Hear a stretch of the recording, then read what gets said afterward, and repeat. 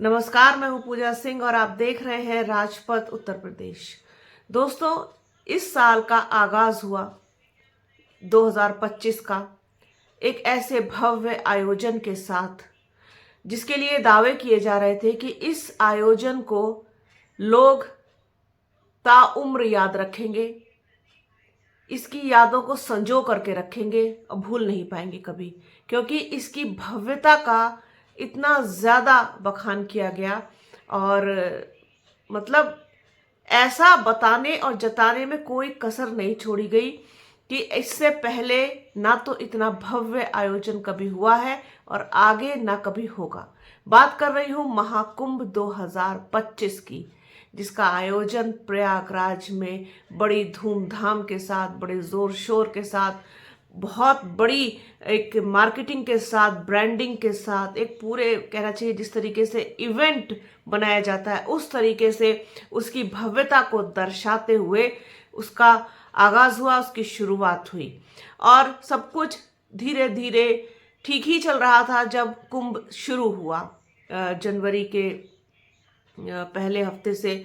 उस तरीके से 2 हफ्ते के बाद फिर और ज़्यादा, फिर तीसरे हफ्ते में और ज़्यादा, इस तरीके से आप करते करते ये देखिए कि जैसे जैसे एक एक दिन बीता लोगों की भीड़ वहाँ बढ़ती चली गई, क्योंकि इतनी ज़्यादा उसकी भव्यता और उसके उसके सौंदर्य का जो वर्णन था वो इतना ज़्यादा किया गया कि वहाँ लोग मजबूर हो गए आने के लिए।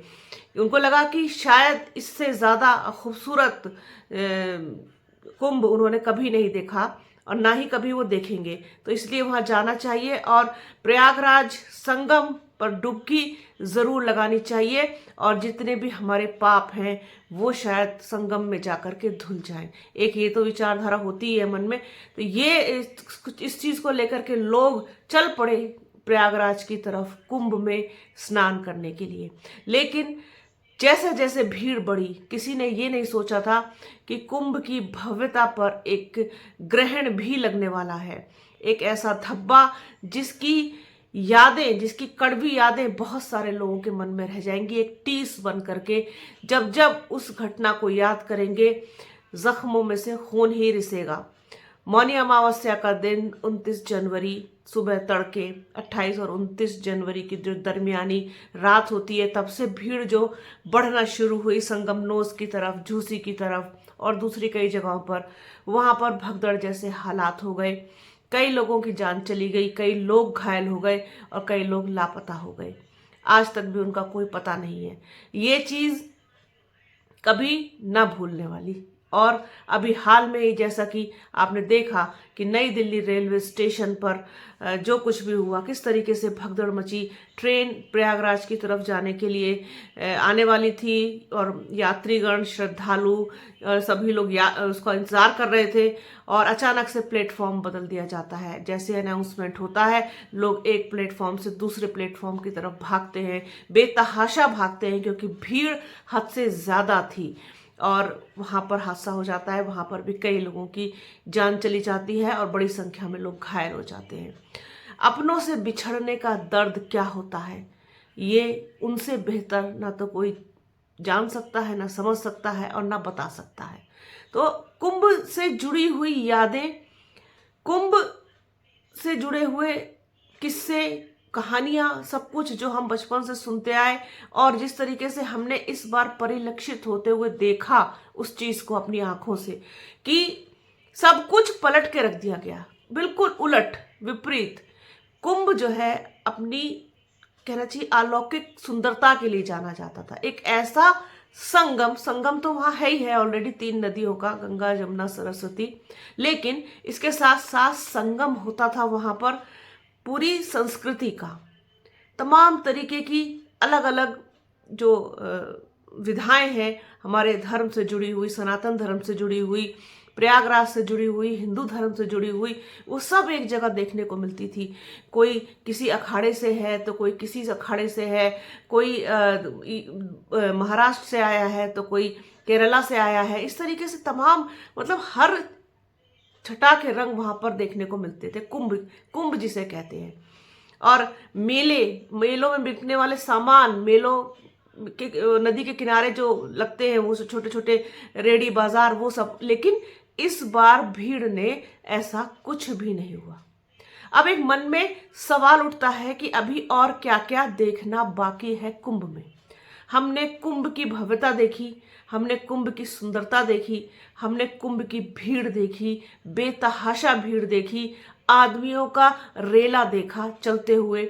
हमने कुंभ में मौनी अमावस्या पर संगम नोज और झूसी पर बेतहाशा भीड़, इतनी भीड़ कि आप कल्पना नहीं कर सकते। और भगदड़ देखी, लोगों को मरते हुए देखा, खोते हुए देखा, घायल होते हुए देखा, अपनों से बिछड़ते हुए देखा। दिल्ली स्टेशन पर भगदड़ देखी, वहां पर भी यही मंजर देखा। इसके अलावा हमने कई 100 किलोमीटर लगा हुआ जाम देखा, हमने जाम में फंसे हुए लोग देखे, हमने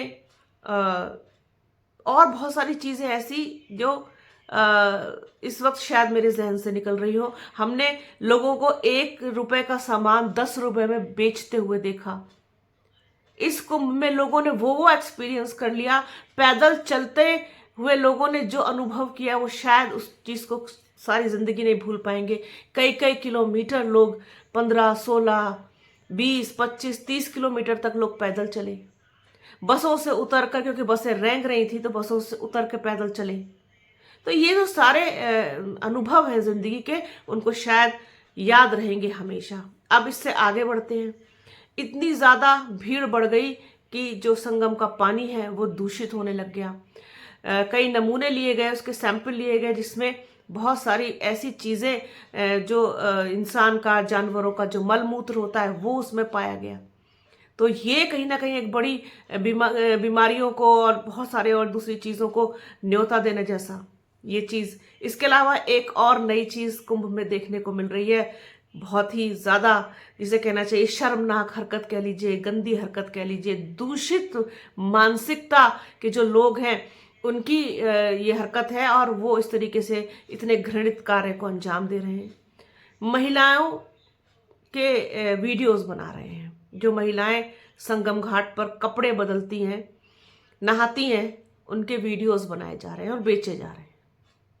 सोचिए आप, धर्म की आड़ पर ये किस तरीके का, कितना गंदा और घिनौना धंधा कर रहे हैं ये लोग। उनमें माताएं हैं, उनमें बहनें हैं, उनमें बेटियां हैं, उनमें बहुएं हैं, और आप उनके जो है अश्लील वीडियो बना रहे हैं। और अश्लील क्या है, वो कपड़े बदलते हुए वीडियो, कपड़े पहनते हुए वीडियो, मतलब शर्म आती है। आप प्रयागराज में ये करने गए हो, और ये कोई अफवाह नहीं है, इसके बहुत सारे सबूत सोशल मीडिया के तमाम बड़े जो मीडिया सेटअप्स हैं उनके पास मौजूद है। खबर वहां से निकल के आई है, ये कोई सूत्र नहीं बता रहे, सच्चाई है ये, आज सुबह से चल रही है कि महिलाओं के इस तरीके के वीडियोस बनाए जा रहे हैं और बेचे जा रहे हैं।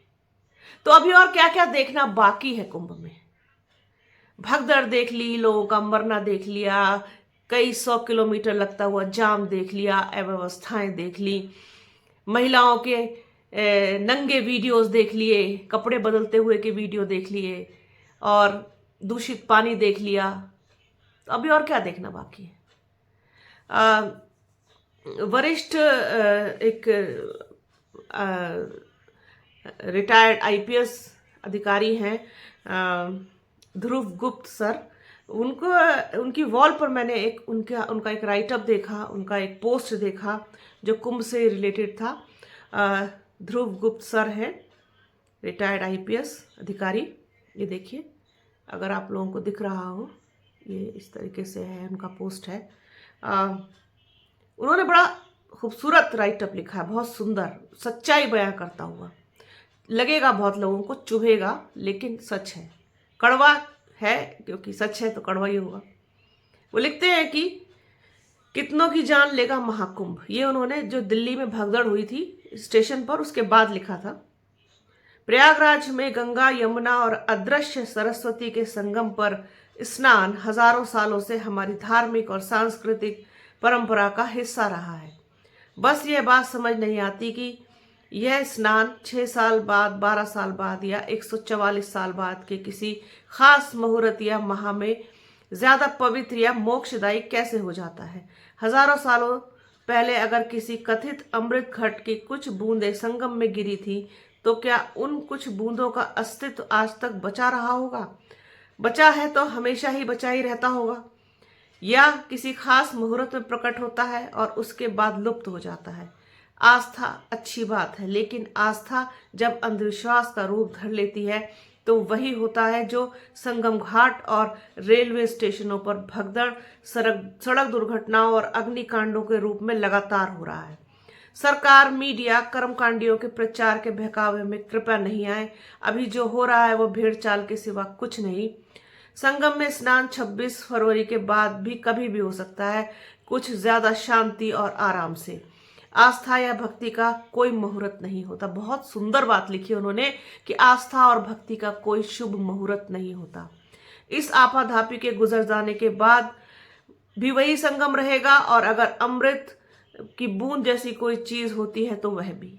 ये लिखा है ध्रुव गुप्त सर ने, बहुत सही और सटीक बात लिखी है। बिल्कुल भी जल्दबाजी ना करें, होड़ ना लगाएं। इस तरीके का एक संदेश देने की भी कोशिश की है। जो भीड़ आप स्टेशन पर और रेलगाड़ियों में और बसों में और हर जगह देख रहे हैं, वो इसी का परिणाम है कि जो आस्था है वो अंधविश्वास में बदल चुकी है, और उनको लगता है कि हम रह गए तो फिर ये जो मुहूर्त है ये निकल जाएगा। तो अभी कुछ दिन बाकी हैं कुंभ में, तो एक सावधानी के रूप में, एक जागरूकता के रूप में आप लोगों से यही अपील है कि बहुत सोच समझ करके जाएं, अपने और अपने परिवार की सुरक्षा को पहले देखें। और स्नान तो कभी भी हो सकता है, ये बात तो मैं अपने पहले भी कई वीडियो में कह चुकी हूँ कि प्रयागराज वही रहेगा, संगम वही रहेगा, संगम नोज वही रहेगी, और जो पवित्र संगम है 3 नदियों का वो भी वही रहेगा। तो आराम से जाइए, पवित्र स्नान कीजिए, डुबकी लगाइए और आनंद लीजिए प्रयागराज में संगम का।